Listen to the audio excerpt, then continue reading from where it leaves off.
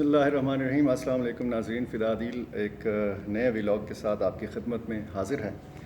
آج ہم بات کریں گے کچھ اہم ملاقاتوں کے حوالے سے۔ پچھلے دنوں یہ ملاقاتیں ہوئی ہیں اور بہت ساری چیزیں جو سینٹ الیکشن کے ساتھ جڑی ہوئی ہیں ان پر ضرور آپ سے بات ہوگی۔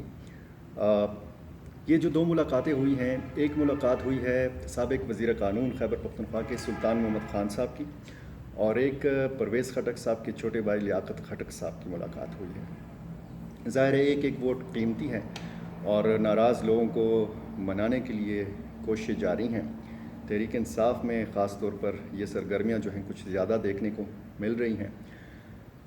اب لیاقت خٹک صاحب ناراض ہیں یا پارٹی ان سے ناراض ہے، سلطان محمد خان ناراض ہیں یا پارٹی ان سے ناراض ہے، سمجھ میں کچھ نہیں آ رہا۔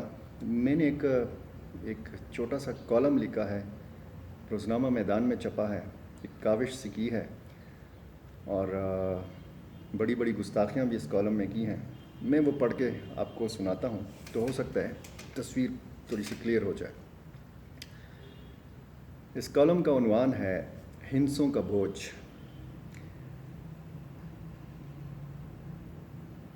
جس چراغ سے گھر کو آگ لگتی ہے اسی چراغ سے روشنی لینا شروع کیا جائے تو سمجھ جائیں انحطاط پوری طرح اپنے شکنجے کس چکا ہے۔ کمین گاہ کی طرف دیکھیں اور پیٹھ پر کھائے ہوئے تیر کو دیکھنے کی کوشش کریں۔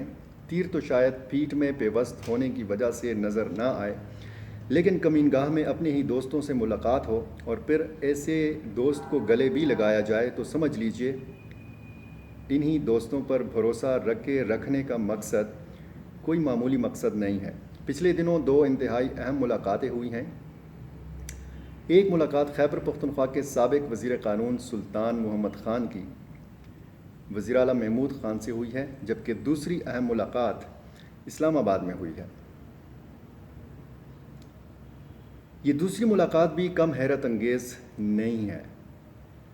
اسپیکر خیبر پختونخوا اسمبلی مشتاق غنی صاحب اور وزیر قانون و بلدیات اکبر ایوب نے جا کر لیاقت خٹک سے باہمی دلچسپی کے امور پر بات چیت کی ہے۔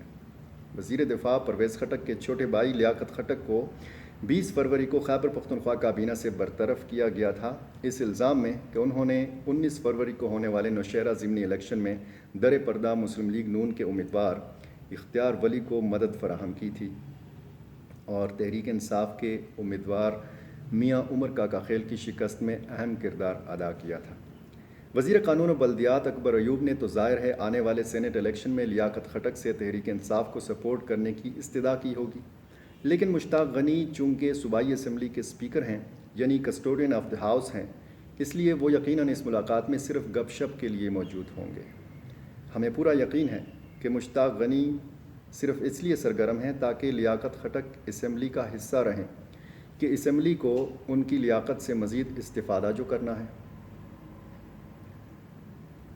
خبریں سننے کو مل رہی ہیں کہ تحریک انصاف کی قیادت اپنے ناراض کارکنوں کو منانے کے لیے سرگرم ہے اور انہی دنوں میں وزیر اعظم عمران خان کے ہمراہ خیبر پختونخوا کے کچھ ناراض ایم این ایز کی تصاویر سامنے آئیں۔ اب کی دو تصاویر میں معلوم نہیں ناراض کون ہے اور منایا کس کو جا رہا ہے۔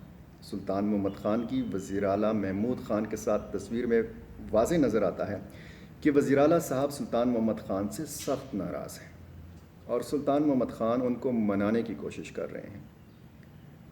یقیناً سلطان محمد خان نے وزیر اعلیٰ کو بتایا ہوگا کہ جس ویڈیو میں وہ پیسے وصول کرتے نظر آتے ہیں وہ پرانی ویڈیو ہے، ماضی کا قصہ ہے، یعنی قصہ پارینہ ہے، اور یہ دور جاہلیت کی ویڈیو ہے جب وہ کسی اور سیاسی جماعت سے تعلق رکھتے تھے۔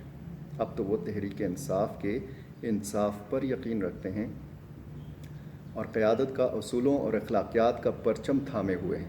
ہمیں اس بات کا بھی یقین ہے کہ یہاں بھی باہمی دلچسپی کے امور زیر غور آئے ہوں گے۔ باہمی دلچسپی ان دنوں ایک ہی ہو سکتی ہے اور وہ ہے سینٹ کا الیکشن۔ ویڈیو اسکینڈل کے بعد سخت والا نوٹس لیا گیا تھا۔ اس قدر سخت نوٹس تھا کہ کئی مشترکہ دوستوں نے کوشش کے باوجود اس کو موڑنے، تہہ کرنے یا دبانے میں کامیابی حاصل نہیں کی اور سلطان محمد خان کابینہ سے برطرف کر دیے گئے۔ کوئی تحقیقاتی کمیٹی بھی قائم کی گئی تھی۔ چلیں چھوڑیں، آپ نے تحقیقاتی کمیٹی اس کے اجزائے ترکیبی یا تحقیقات کے بارے میں جان کر کیا لینا ہے؟ بس اتنا کافی ہے کہ کوئی ملزم تحقیقات مکمل ہوئے بغیر بھی وزیر اعلیٰ صاحب کے ساتھ ملاقات کر سکتا ہے۔ یہ ملاقات ہونی تھی کیونکہ سلطان محمد خان اس اجلاس سے غائب تھے جو گورنر ہاؤس پشاور میں وزیر اعظم عمران خان کی سربراہی میں منعقد ہوا تھا۔ ان کی اس غیر حاضری کا نوٹس کیوں نہ لیا جاتا؟ سلطان محمد خان تحریک انصاف کے اہم رکن اسمبلی ہیں۔ سلطان محمد خان معلوم نہیں جانتے ہیں یا نہیں کہ ان دنوں ہر رکن اسمبلی ایک ہنسا ہے، اور حکمران جماعت ہو یا حزب اختلاف، سب کی نظریں ہنسوں پر ہیں۔ سلطان محمد خان محض کابینہ سے باہر کیے گئے ہیں، گنتی سے نہیں۔ 1 2 3 دن کے بعد سینٹ الیکشن ہے اور تحریک انصاف کی قیادت کو اچھی طرح معلوم ہے کہ دھچکا کہاں کہاں سے لگ سکتا ہے۔ لیاقت خٹک کی ناراضی کی وجہ جاننے کے لیے اسپیکر مشتاق غنی اور اکبر ایوب کی کوششیں کس حد تک کامیابی سے ہمکنار ہوئی ہیں ہم نہیں جانتے۔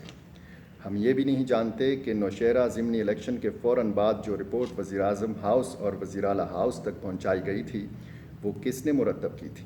تحقیقات کرنے والے کون تھے اور ان کے پاس کیا ثبوت تھے کہ نوشہرہ الیکشن تحریک انصاف نے لیاقت خٹک کی وجہ سے ہارا ہے؟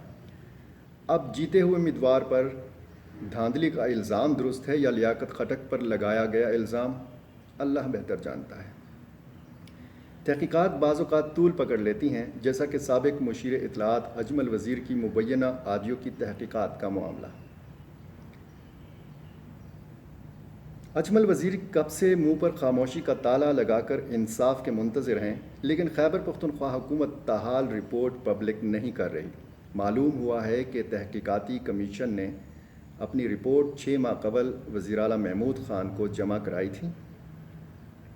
11 جولائی کو اجمل وزیر آڈیو تحقیقات کے حوالے سے انکوائری کمیشن قائم کیا گیا تھا اور کمیشن کو 1 ماہ میں رپورٹ جمع کرانے کا حکم دیا گیا تھا۔ اب یہ نہیں معلوم کہ اجمل وزیر کی آڈیو کلپ کا فورینزک تجزیہ اگر کیا گیا ہے تو اس کا نتیجہ کیا اخذ کیا گیا ہے؟ کیا واقعی حکومتی خزانے کو نقصان پہنچایا گیا یا وہ ایک سازش تھی؟ اجمل وزیر کی بدقسمتی یہ ہے کہ وہ ہنسوں میں شمار نہیں ہوتے۔ اجمل وزیر 3-5 کر سکتے تو ان کو یوں 9-2-11 نہ کیا جا سکتا۔ وہ ہنسا ہوتے تو آج وزیر اعلیٰ ہاؤس کے زہرانے اڑا رہے ہوتے، صوبائی وزراء ان کے در پر جاتے، باہمی دلچسپی کے امور پر تبادلہ خیال کرتے اور اس گپ شپ کے دوران صرف چائے پینے غیر جانبدار اسپیکر بھی اجمل وزیر کے ساتھ کہہ لگا رہے ہوتے۔ آج خزانوں کے منہ کھلے ہوئے ہیں، مگر اصول اور اخلاقیات کے انمول خزانے ہنسوں کے بوجھ تلے دبے ہوئے ہیں۔ معلوم نہیں چشم فلک اور کیا کیا دیکھے گی۔ ناظرین، یہ میرا کالم چھپا ہے آج روزنامہ میدان میں۔ آپ روزنامہ میدان میں بھی اس کو ملاحظہ کر سکتے ہیں۔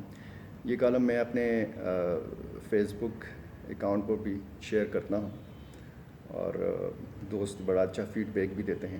میری کوشش ہوتی ہے کہ ہر اس معاملے پر لکھا جائے، ہر اس معاملے پر بات کی جائے جس چیز میں آپ دلچسپی رکھتے ہیں۔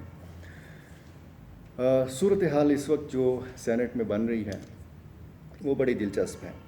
اس پر اگلے ولاگ میں بات کریں گے کہ امیدواروں کی جو تعداد میں اضافہ ہوا ہے، پی ڈی ایم کی حکمت عملی کیا ہے، تحریک انصاف کی کیا حکمت عملی ہے، اور پھر کل آپ نے خبریں سنی ہوں گی کہ یہاں پر جو اپوزیشن ہے خیبر پختونخوا اسمبلی میں، ان کا آپس میں کچھ اتفاق ہوا ہے اور امیدواروں کی تعداد میں اضافے کے ساتھ ہی رابطے بھی تیز ہوئے ہیں، جوڑ توڑ کا سلسلہ بھی تیز ہوا ہے، اور ظاہر ہے خرید و فروخت کا معاملہ جو ہے اس میں بھی تیزی آ گئی ہے۔